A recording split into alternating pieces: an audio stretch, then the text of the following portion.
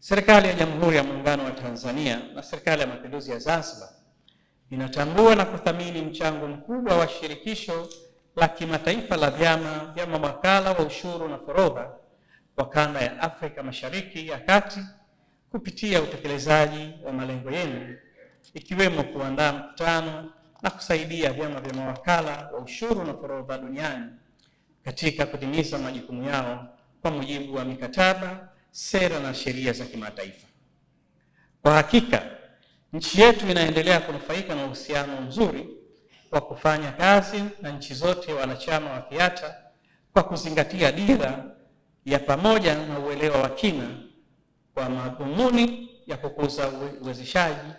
wa biashara na mbinu bora katika jumuiya ya mawakala wa ushuru wa forodha. Ushirikiano uliowekwa na Serikali ya Jamhuri ya Muungano wa Tanzania kwa wadau wa sekta ya uchukuzi umewezesha kuendelea kukua kwa mizigo unaopita nchini kuelekea nchi jirani. Serikali katika kuhakikisha ufanisi wa bandari unakuwa na mizigo inaongezeka katika bandari zetu,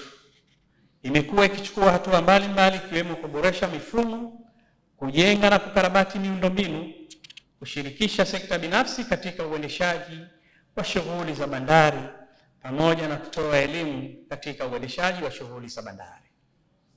Ni jambo la faraja kwetu kuona hatua hizo zimewezesha kuleta mafanikio makubwa kama ambavyo yameelezwa, ikiwemo kupungua kwa muda wa kuhudumia meli za makasha gatini kutoka wastani wa siku 10 hadi siku 3. Kwa upande wa Serikali ya Mapinduzi ya Zanzibar inayoongozwa na Dr. Hussein Ali Mwinyi, Rais wa Zanzibar na Mwenyekiti wa Baraza la Mapinduzi, imefanya maboresho makubwa kwenye sekta ya uchukuzi na kuweza kupata mafanikio chanya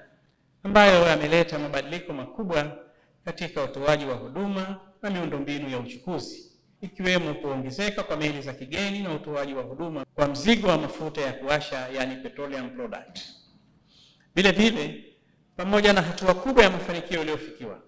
Serikali ya Mapinduzi ya Zanzibar inaendelea na dhamira yake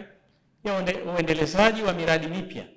ambayo inalenga kuboresha sekta ya uchukuzi na miundombinu. Miongoni mwa miradi hiyo ni pamoja na uwekaji wa miundombinu ya ushushaji wa mafuta na gesi, yani CBM Mangapwani, ujenzi wa bandari ya Shumba mjini, bandari ya Kizimkazi, bandari jumuishi ya Mangapwani, bandari ya Wete na bandari ya abiria Mpiga Dori.